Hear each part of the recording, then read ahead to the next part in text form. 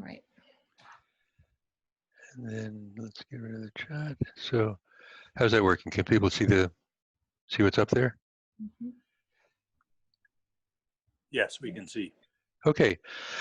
So for those who just came on, I said I started law school in August of 1965, just a few days after the Voting Rights Act of 1965 was enacted.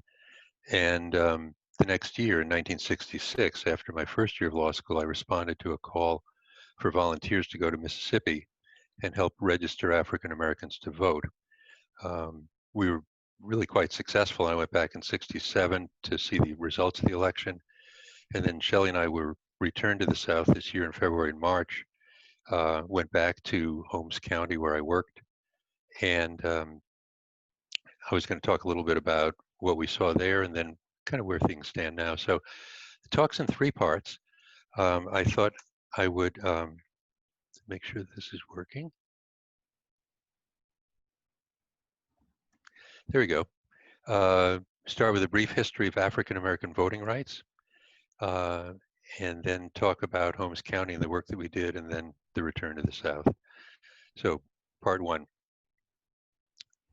So the Constitution was ratified in 1787, actually on September 17, 1787, which would be 233 years ago today. In the US Constitution, it's up to each state to determine voting eligibility.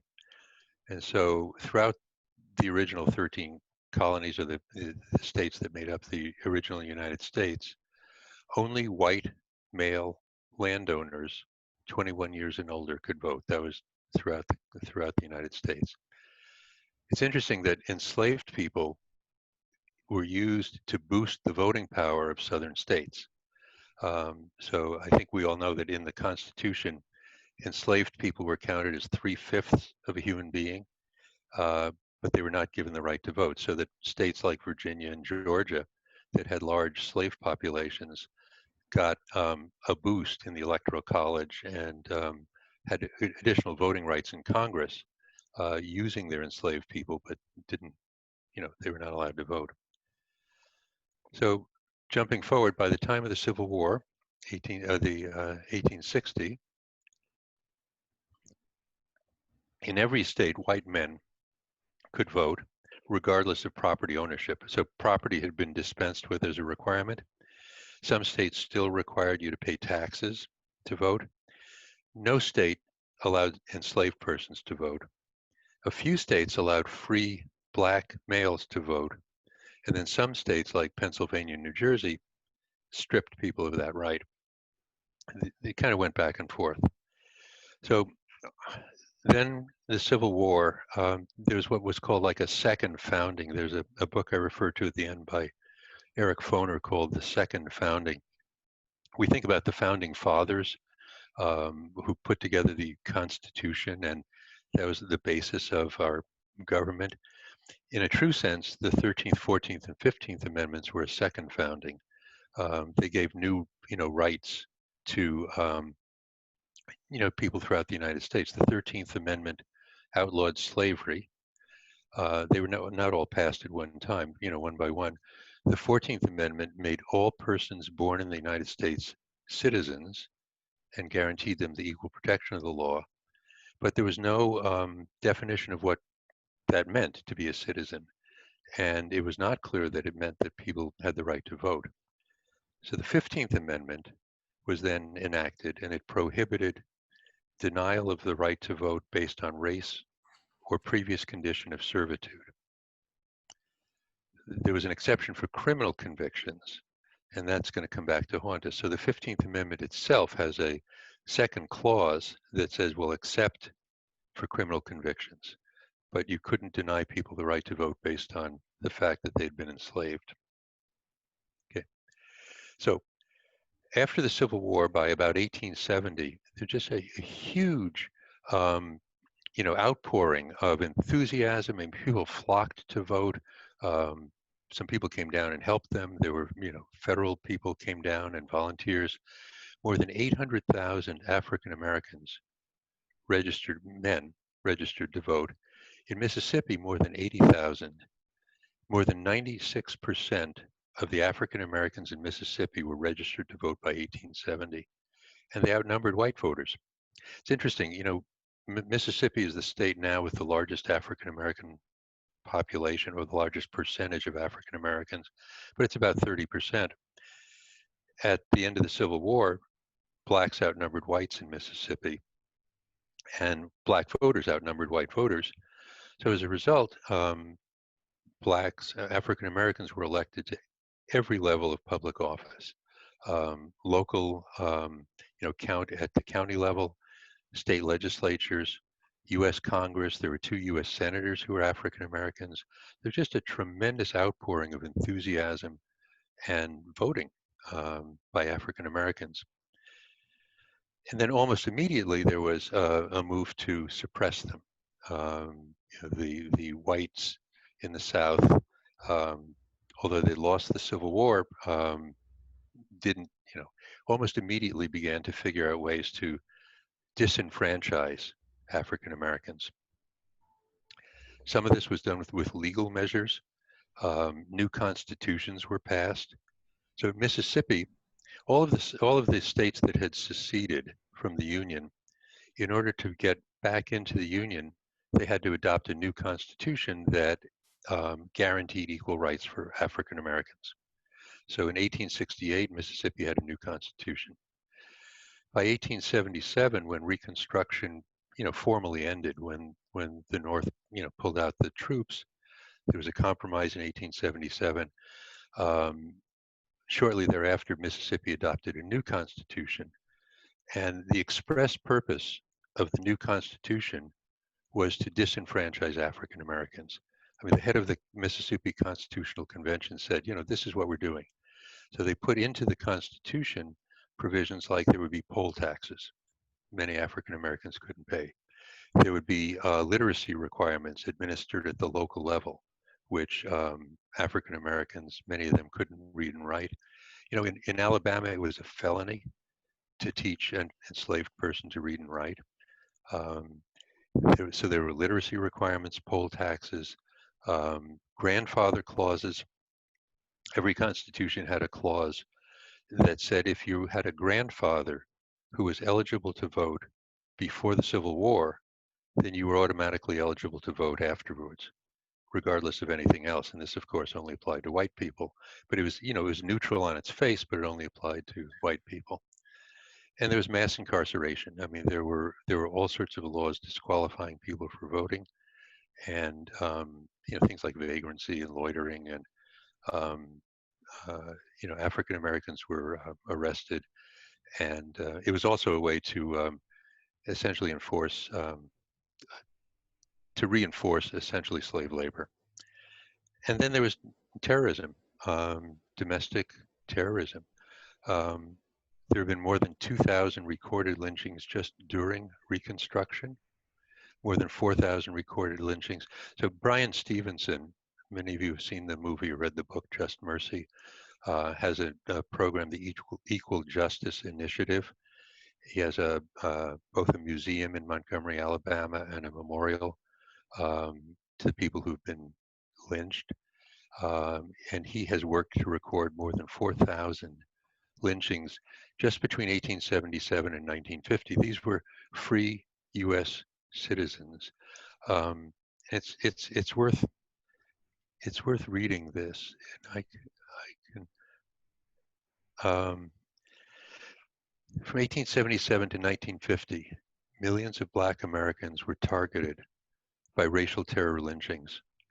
Over 4,400 by groups of 2 to over 10,000 white people have been documented. Lynchings conducted in broad daylight, vicious acts of hanging, burning, shooting. People were lynched without trial, lynched for political activism, sometimes killed in place of a friend or relative if the mob couldn't locate them, or targeted often for violating social rules of racial hierarchy. So just as we remember the names of people like Breonna Taylor and George Floyd, Brian Stevenson has set out to remember these names. So at the memorial in Montgomery, This is just two sides of a four-sided memorial. Each column, these bronze hanging columns, each column is a county in which lynchings were recorded. There are over 800 of them as you walk through them. And he's recorded the names of people and the circumstances. Um, Arthur Jordan, lynched for eloping with a white woman. Black sugarcane workers lynched for striking to protest wages. Black people lynched for drinking from a white man's well. William Stevens, Jefferson, Cole lynched because they refused to give up their land to white people. William Donegan lynched for having a white wife, legally married. David Walker, his wife, and their 4 children were all lynched when he was accused of using inappropriate language to a white woman. Henry Peterson lynched for asking a white woman for a drink of water. Elbert Williams lynched for working to register people to vote. Robert Millard lynched for voting.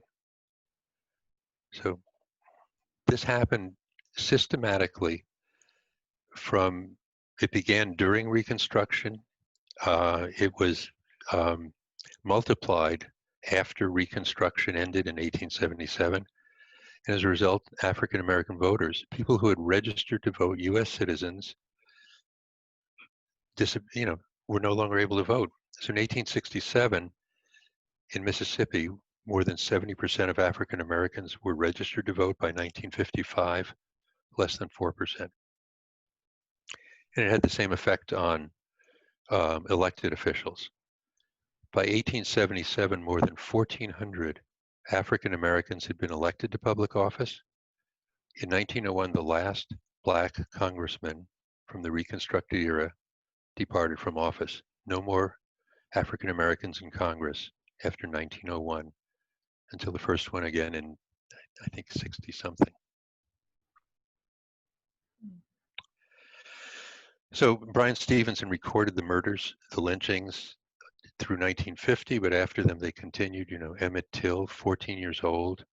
The claim was that he went into a store and said something to a white woman, or maybe whistled, and he was brutally murdered. And the white jury was acquitted in an hour.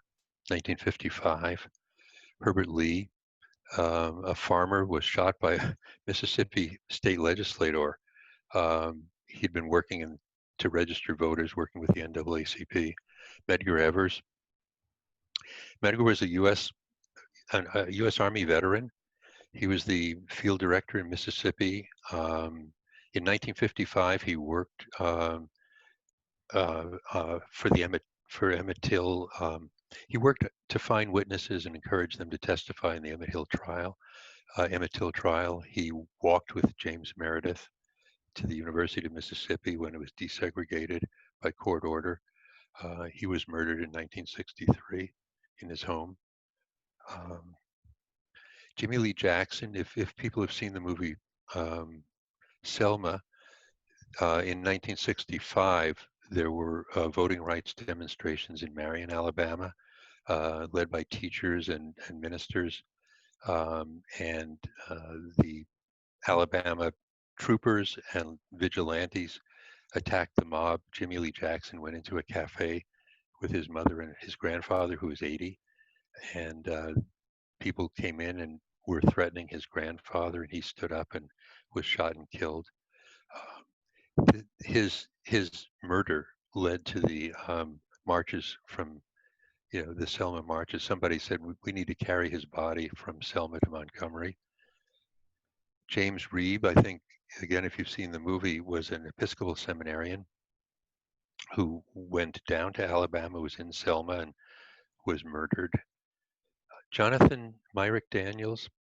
So he had graduated from seminary, I think, in Cambridge, Massachusetts, and responded to Martin Luther King's call to go south and work with people on voter registration. He was working in Lowndes County, Alabama. So when you cross the Edmund Pettus Bridge from Selma, Alabama, you cross the Alabama River. The next county is Lowndes County, one of the most vicious in the South. Not a single 30,000 people, 80% black. Not a single African American was registered to vote in the county. Jonathan Myrick Daniels was working there, and in 1965, he accompanied a young girl into a store to get a soft drink, and a deputy sheriff pulled out a shotgun and threatened her. He stepped in front and was shot and killed. He's considered an Episcopal martyr, I think, Diane. Yes. And Marlene could talk about it. There's a Saints Day that's dedicated to Jonathan Myrick Daniels, and he's recognized in the National Cathedral. So in the 60s in particular, there were increasing efforts to surrounding voter rights. There were the marches, the demonstrations, there was lobbying, organizing by the NAACP, the Student Nonviolent Coordinating Committee, the COFO, the Council of Federated Organizations. In '64, the Mississippi Freedom Democratic Party. This is Fannie Lou Hamer, Aaron Henry. So because African Americans in Mississippi could not register to vote, people went around and said, well, we'll just have our own party. We'll call it the Mississippi Freedom Democratic Party. And they registered, more than 80,000 African Americans as Freedom Democrats and sent a delegation to the Democratic Convention in 1964. And there was an argument over whether they should be seated versus the, Democratic slate. There was a compromise that didn't satisfy anybody. In any event, these were the efforts, and then Jimmy Lee Jackson's murder brought people to Selma. John Lewis, who was I think 20 at the time, the people decided to march from Selma to Montgomery. They were met at the Edmund Pettus Bridge, I think by Alabama troopers who and vigilantes, people on horseback, people who beat them. John Lewis's skull was fractured. People retreated to Brown Chapel, which is where they started from, and they were held up there for a week. There was a second march and then a third march. It's interesting about two churches, then I'll bring this period to a close in a bit. This is Brown Chapel, where people gathered. This is a picture from when we went down recently. This is the St. Paul's Episcopal Church in Selma, Alabama. It's in a sort of a more wealthy section of town. During the week that the people were gathering, were pinned down at Brown Chapel, were tear gassed, and a group of Episcopal ministers went over to the Episcopal Church, St. Paul's, to ask to do communion with their parishioners. And they were refused. The St. Paul's at the time was only open to, quote, respectable white citizens. So they were turned away. They borrowed tables from one of the African American churches and did communion in the street. That was St. Paul's in Selma. In any event, in August of 1965, so in March of 65 was when the march from Selma to Montgomery took place. There was pressure on Lyndon Johnson. Lyndon Johnson called for a Voting Rights Act. It was passed and enacted in August. It eliminated all of the barriers, poll taxes, literacy requirements, created a very simple registration form, and it enabled federal scrutiny and enforcement in any of the states and counties that had historically discriminated against African Americans. No change in their voting rules could take place without approval of the federal government.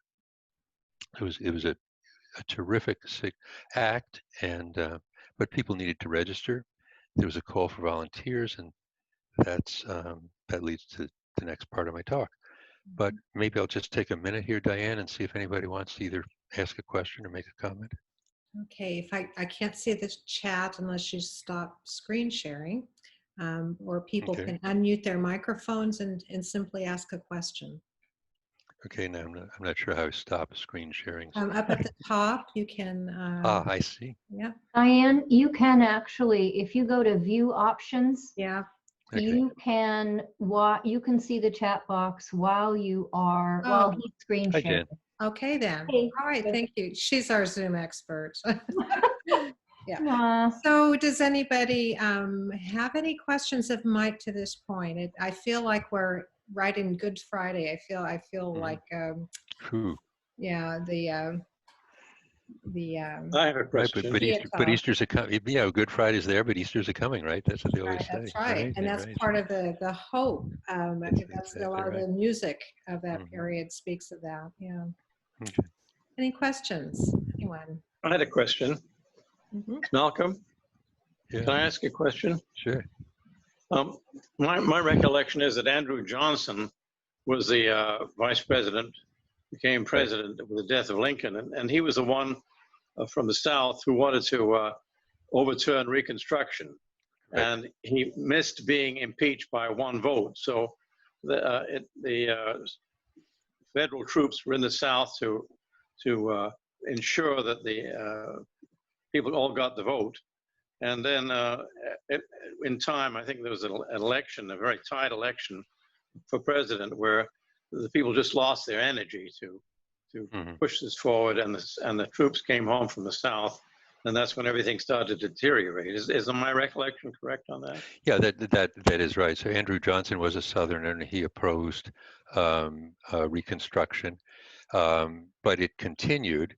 Although there was a lot of resistance in the South, and there were already military actions and lynchings. There was a horrible incident in Colfax, Louisiana, where African Americans were elected to government, and a white mob came and trapped both the townspeople and the government in the county courthouse. They burned it to the ground, burned people inside, killed everybody, and took over the government. But in 1876 was the Tilden Hayes election, and there was a compromise. Hayes became president, and the deal was that federal troops would pull out. And so 1877 is kind of regarded as the end of the Reconstruction era. But that's the Blaine-Tilden election went into the House of Representatives, didn't it? Right. There was right. It was tied in the Electoral College. There was a dispute, and then the compromise was that Hayes would be given the presidency, but the sop to Tilden was that federal troops, it would be the end of Reconstruction, and people were getting tired of it at the time. I think I'll do one more question and then I'll go on. Okay, so Nancy Steinberg has asked, how much were you aware of this history when you went to the South? Somewhat, but not as much detail. I mean, I've done a lot of research since, but I knew some. I was aware of things that were happening at the time, the civil rights movement, 61, 62, 63, but not so much about Reconstruction. I think that we're all learning now about that, and I think we continue to learn more. So I'm going to go back and talk now about. Let's see. Why did I get down to?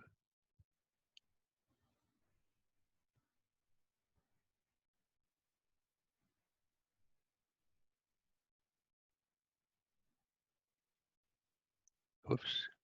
Go back to here and do it from current slide. How's that? Okay. Are we up there again? Yes, you're good. Okay, so we'll talk about Holmes County, Mississippi, and some of the work that was done in 62 until 67 when I went back. So Holmes County, it's probably the poorest county, or one of the poorest counties in the poorest state in the country. It's population of about 30,000 in the mid 60s, 70% African American. After the Civil War, it was much more heavily African American. It's bordered on the west by the Yazoo River, on the right by the Pearl River, and it's part delta and part hills, and that means a lot in Mississippi. That squiggly line on the left of the Mississippi map is the Mississippi River, and it overflows and creates this really rich delta land. That's where the big cotton plantations were. A typical plantation might have one white family and 300 African American workers. It was, they were impoverished. They were mostly not able to read and write. It was a very hard area to organize the Delta. On the eastern part of Mississippi, Mississippi moves from Delta to hills, and there were more independent farmers, really small farms, maybe 2 or 3 acres, but people who own their own land, some tenant farmers, but some independent farmers. And more than 120 African American churches in this one county. And I'll come back to that because a lot of the work was done in the churches. In Holmes County, by the time I was there in 1966, since the end of Reconstruction, only 7 African Americans had ever successfully registered to vote. Holmes County has its own bronze memorial in the Bryan Stevenson Museum with the names of each of the individuals. Again, these are freed U.S. citizens who were lynched in Holmes County. So I think Nancy asked this, but a little detour on why I came to Mississippi. So 60-65, formative years for me, pivotal for the world. Those were my college years. I was a freshman. I entered Harvard in the fall of 1960. John Kennedy was elected in the fall. There was a tremendous amount of excitement. He came on campus in the spring of 61. He talked about, you know, the torch has been passed to a new generation of Americans. The civil rights movement was just starting, sit-ins in 61. The African independence movement was also going on. In 1960, 17 African countries became independent. Tanganyika in 61, Uganda 62. So there was an overthrowing of colonial shackles at the same time that the civil rights movement was going on in this country. And at the time, I was enthusiastic about both, but had not yet made the intellectual connections. So in 63, I took a year out of Harvard and went to Africa. I worked in a refugee camp in Tanganyika.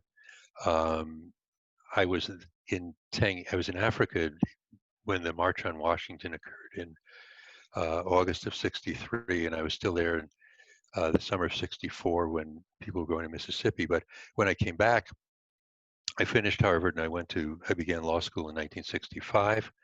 And then, as I said, I went to Holmes County. What did I do? Touching buttons.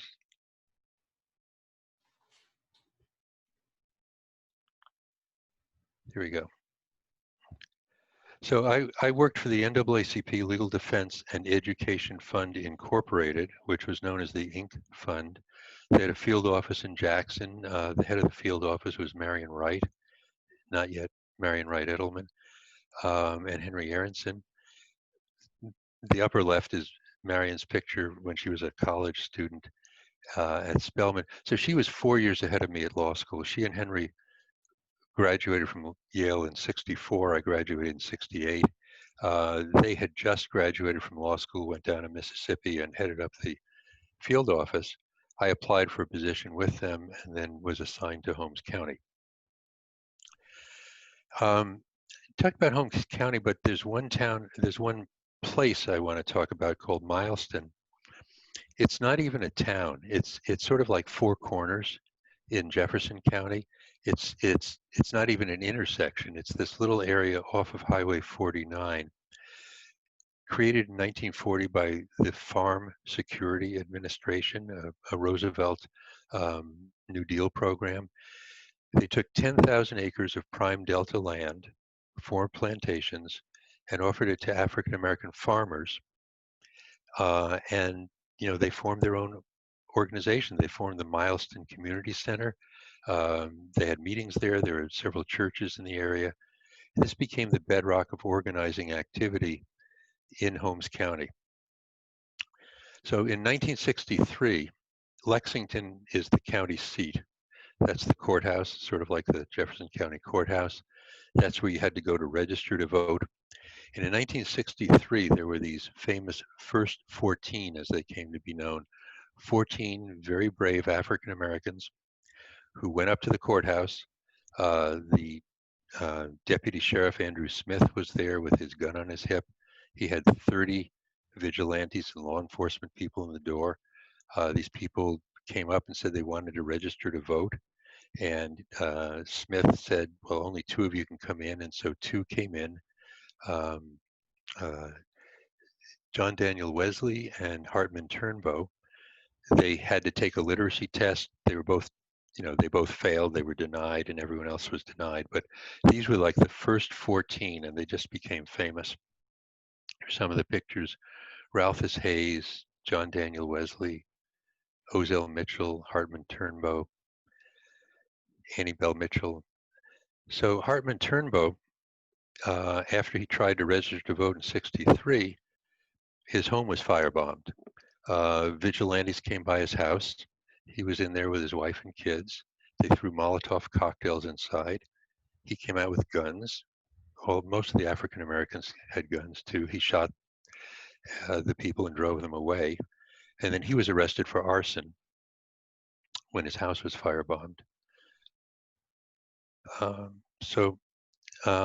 was the situation when I went down in '66.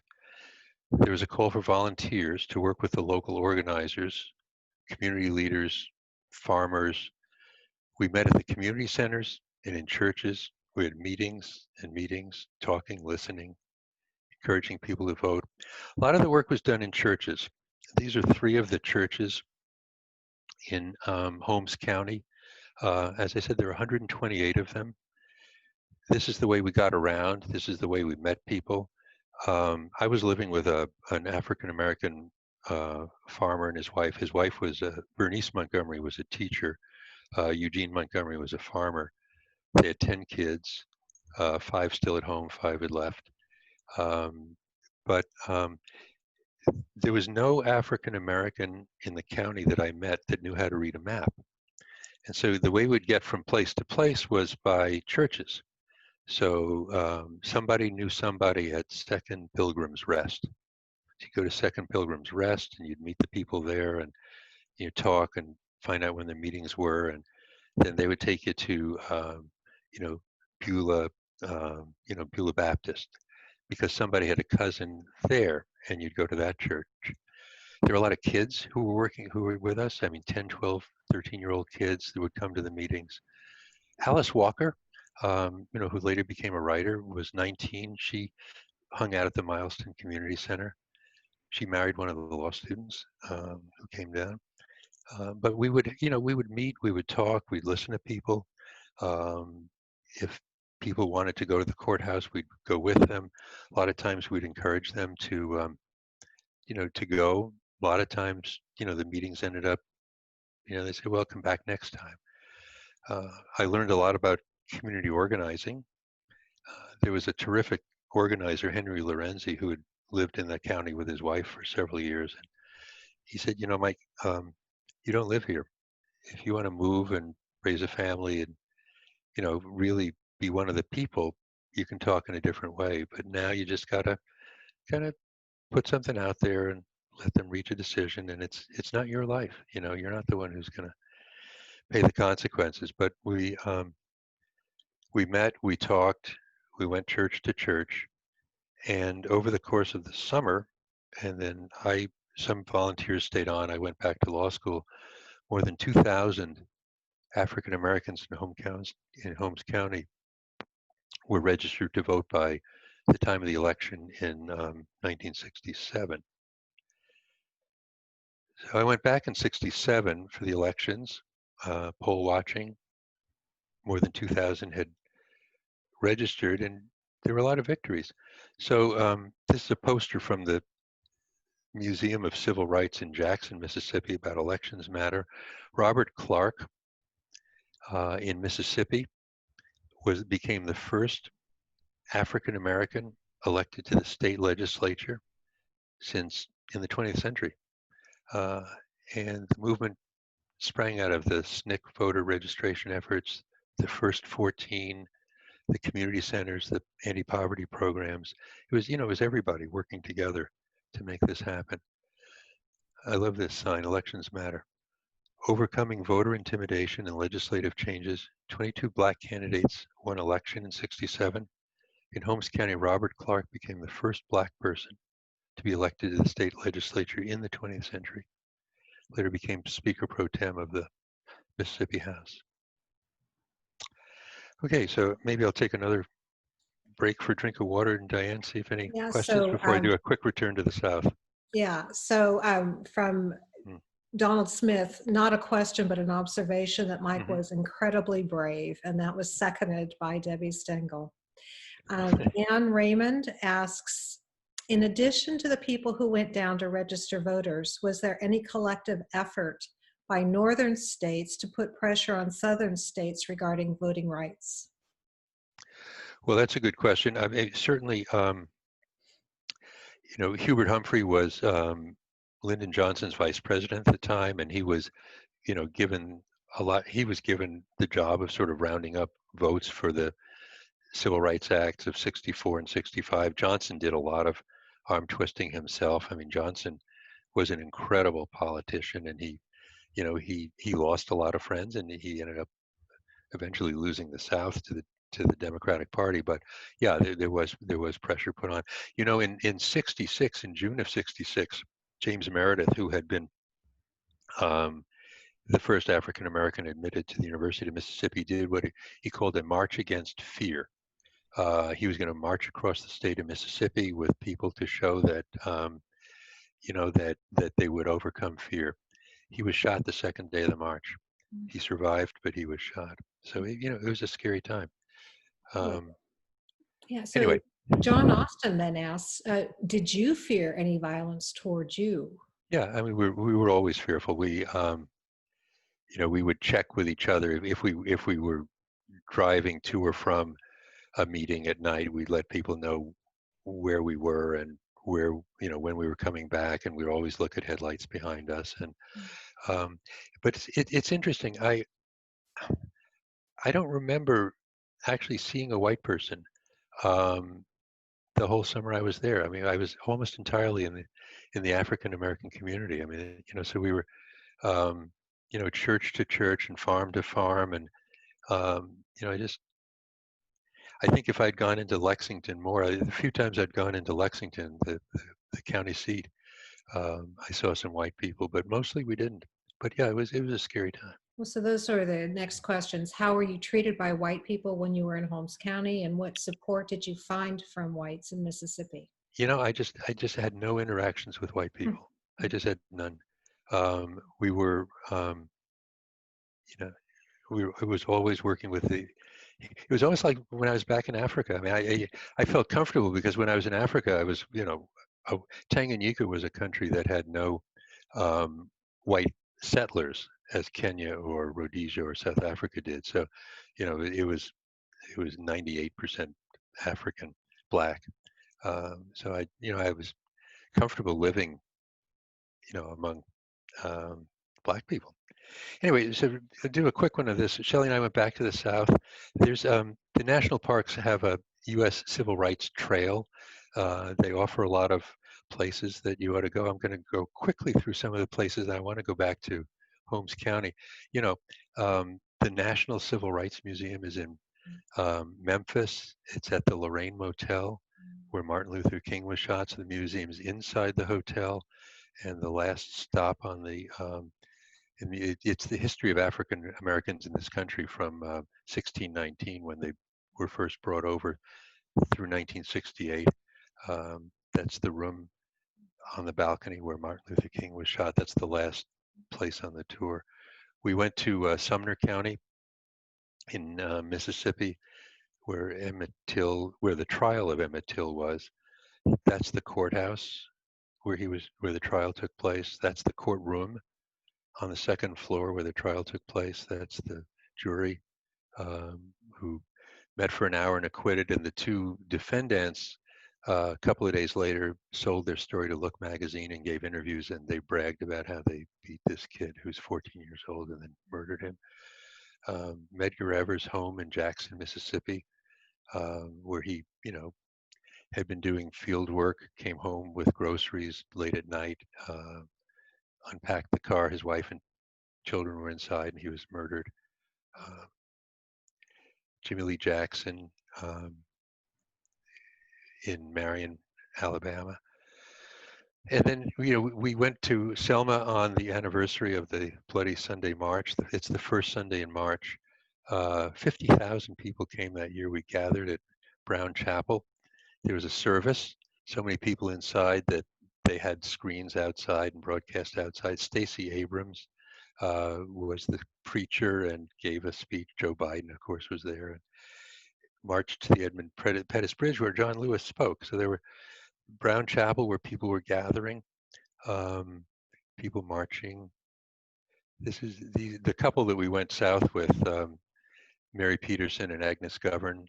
Um, I love this group of Masons who were marching, and 50,000 people gathered that day. And John Lewis spoke at the foot of the bridge. We're on the other side of that group marching. And I love this picture. So as you cross the Edmund Pettus Bridge, you get into Lowndes County, and now there's a National Voting Rights Museum there. And these are Alabama state troopers. And instead of, you know, they're black and white and they're smiling and they greeted us and we were friendly and talked. And it was, it's just an incredible difference from 1965 when the march took place. And we went back to Holmes County. That's the courthouse in Lexington, where every single person inside was African American. You know, the county clerk and personnel and the like. And we went to Mileston, looked for the community center. It was torn down, but there was a new community center there. And just as it was in the afternoon, a bus came up. It was a school bus, dropped somebody off, and Shell and I got to talking to the bus driver. He said he was 10 years old in 1966, and he was one of the kids who had gone to the community center and to the church. And he, you know, his uncle was John Daniel Wesley, and he's now a pastor. So he took us to his church, which is out in the Delta, and that's a church where Hartman Turnbow and John Daniel Wesley had been. This is the inside. Isn't that a beautiful? It's a tiny, tiny church, and that's it. It's Pastor Wesley, and it was incredibly raining, and we got stuck in the mud, and he had to call a tow truck and, you know, get us hauled out of there. So it was, you know, it's gratifying to seeing the progress that it's been made, but I really wanted to also end on this note. In 2013, the U.S. Supreme Court decided a case, Shelby County against Holder, which struck down important sections of the Voting Rights Act of 1965, particularly the section that required states and counties with a history of discrimination to clear any change in voting rules before they could take effect. Immediately after that case came down, all of the states began to impose new restrictions, closing polling places. Between 2012 and 2018, nearly 2,000 polling places were closed, mostly in a couple of states, Georgia, Texas. A bipartisan research group found that in the 2016 election, nearly 600,000 people in the South couldn't vote because polling places were closed or unavailable. There were new eligibility requirements, new voter ID rules. I mean, stories of like a 90-year-old U.S. Army veteran who's voted in every previous election came to the polls without the right identification and got turned away. So new eligibility requirements, purging voter rolls. In 2018 in Georgia, you know, Brian Kemp, who was the Secretary of State, also running for governor, so he was managing the election, in one fell swoop purged 700,000 people from the voting rolls. And as Stacey Abrams said, these were not all dead people. And eliminating voting days in early voting in many places in the South. Ministers would encourage people on Sunday, everybody get out to the polls. It's a day when, you know, people who were working could take off. People went to church. In North Carolina, they shut down the Sunday before the election, you know, as was no longer allowed as an early voting day. So all of these restrictions began to take effect. Many of them have been challenged, but none of them could have happened without government approval um, until the Shelby decision. So we're ending this with vigilance, renewed efforts required. I'm going to end the talk pretty soon, but we'll circulate this later. There's some movies. I think that, again, special thanks to the faith formation group for putting this together, especially to Joanne Rittmuller and Jan Chapwe, who really were instrumental in figuring out where we go from here in terms of next steps. But I'll say thank you. And any comments? Just one quick thing I want to say, Diane.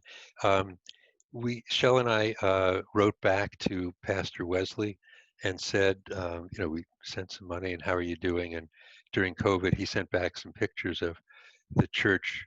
At his church, they're collecting food for people who are hungry and, people affected by COVID. And we got a nice note back from them. And so that was really a nice thing to see. Oh, lovely. So anyway, that is all I have, and I think we have time for maybe just a few questions, and then, maybe Diane, you or Joanne or Jan might say where we're going from here. Yeah, so the next question is, how is Shelley a part of this adventure? She was everything. I'm going to go back from that.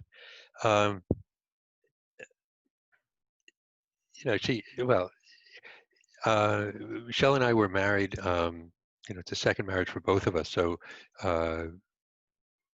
she was not with me when I went down initially, but she was very interested in, seeing where we were. And she was really the inspiration for our trip back in February and March this year. And so, as I said, we went with another couple, Agnes and Mary, who were also interested in doing the trip, and we kind of put it together ourselves. But Shelley was encouraging and learning and helped all along the way. Okay, and the other in the chat, there are thank yous. Thank you for a very informative presentation. Thank you, very illuminating. Are there other questions? This is chillingly relevant to this moment. Yeah. It really is. It really is. Yeah. Mm-hmm. Yeah. Oh, so I'm sorry, there's one more question that I didn't get. Good. How did the Supreme Court justify this decision? That's from Don Smith. Yeah, so it was a 5-4 decision. Justice John Roberts, Chief Justice Roberts wrote the opinion, and what he said was that, things have changed. He said that maybe the provisions of the Voting Rights Act were needed in 1965 or 1975, but he said there's no evidence that they're still needed today. If Congress wants to pass a new law, it can do that.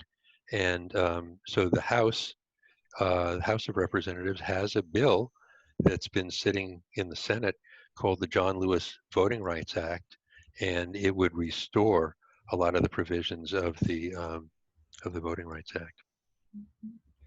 Diane, Anne has a question that I'd love to have raised also.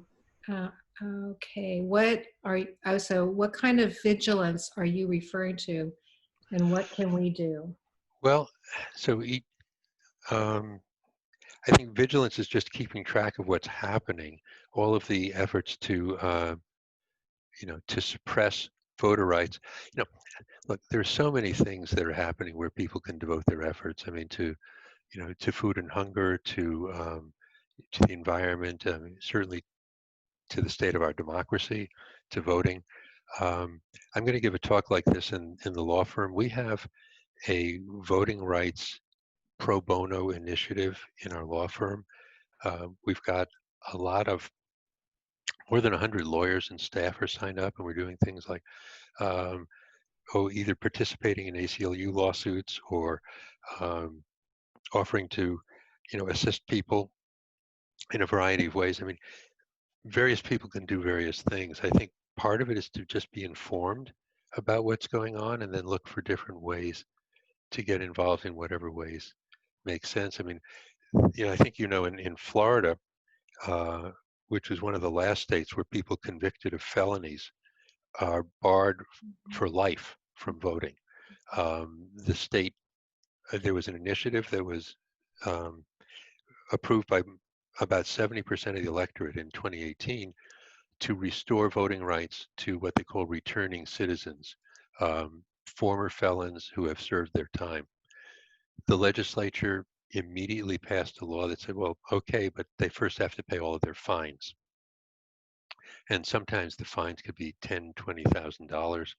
People didn't know how much they were. There was no mechanism. So all of a sudden, 750,000 returning citizens who might have been able to vote could no longer vote. We just gave some money to a project that's helping. The Southern Poverty Law Center has a number of initiatives. I mean, there are a number of organizations. Okay, so I have a quick question and then a final one with many thanks coming up here on the screen. So when you were in Mississippi in the 60s, the feeling of the kind of violence and the oppression, is there a qualitative difference between your experience in the 1960s and what's happening right now? Yeah, and I think Shelley could speak to that too. It was everywhere we went in February and March, we really felt, welcome and easy. And again, we were mostly with the local people were mostly African American, but there were all sorts of mixed groups. I mean, the 50,000 people at the Selma March were, I don't know, maybe 80% white, but there was, I think there was really a very positive feeling.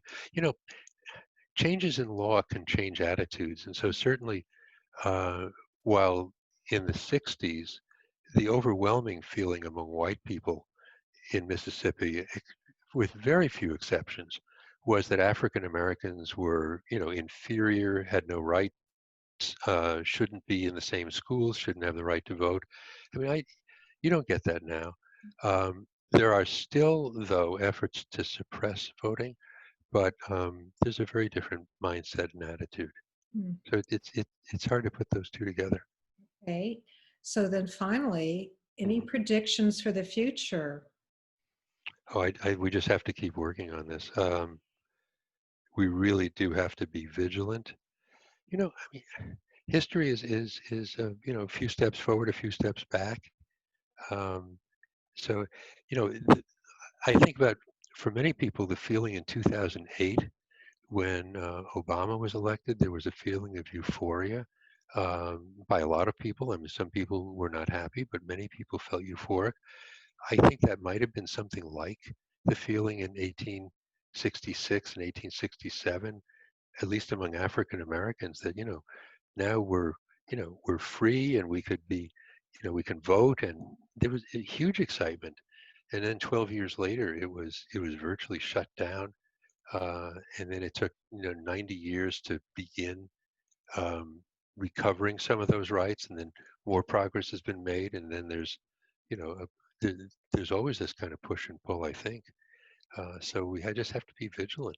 I think informing ourselves, being vigilant, looking for opportunities to contribute. And I'm looking forward to Jan and Joanne and you, Diane, and others in the faith formation group to sort of lead us to the next step. Well, perfect segue. Diane, could I just add just a teeny bit about how I see this fits in with what we're doing, as Mike suggested, and that is that the sort of the tagline for this is racial healing, and one of the most important things we can do is understand systemic racism. And I think that what Mike has done is given us a staggeringly scary vision of how systemic racism has disenfranchised and taken the voice away from Black America. And there are other systemic racist avenues that we need to explore and understand. This one is timely and perhaps the most important right now, but it is a component of the racist water that we swim in. Thank you, Jan. All right, so with that, Joanne or Jan, would you like to talk about the next 2 Thursday mezzanines? Well, I think what Mike has shared today really fits in well.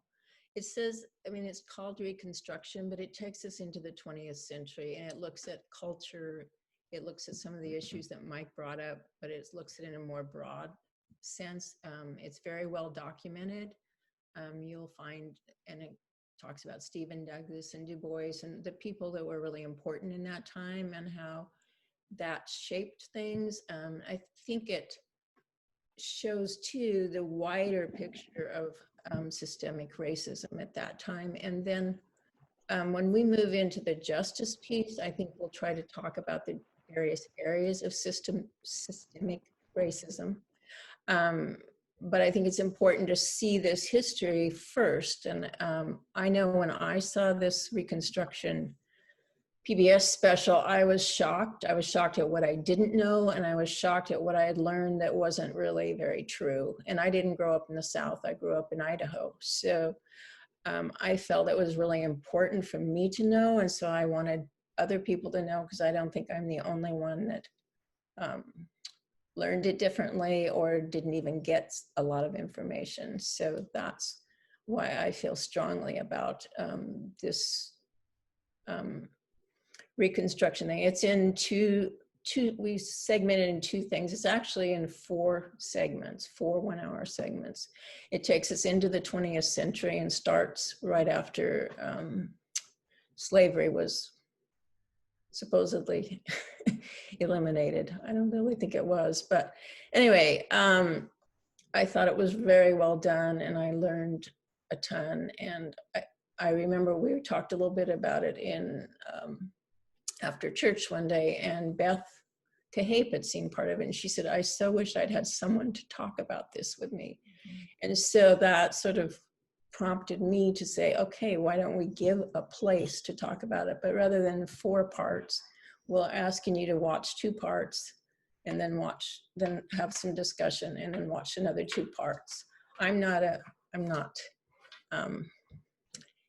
as well educated on it as Mike.